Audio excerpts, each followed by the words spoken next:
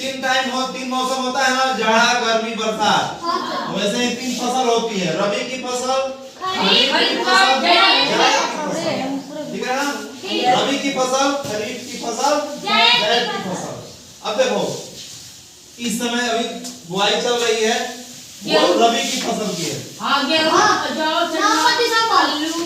रबी की फसल जो होती है नवंबर दिसंबर में बोई जाती है। ठीक है ना?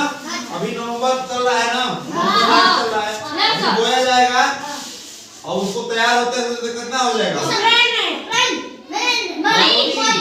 फरवरी या मार्च में, फरवरी और मार्च तक जाते जाते रबी की फसल कट जाती है। ठीक है ना?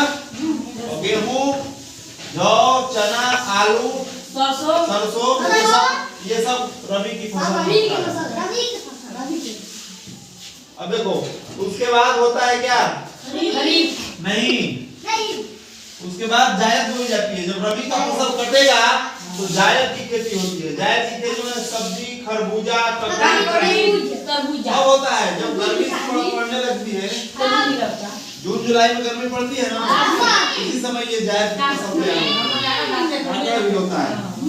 हाँ, उसके बाद वो जब कटता है तो खरीफ की फसल होती है। खरीफ कब?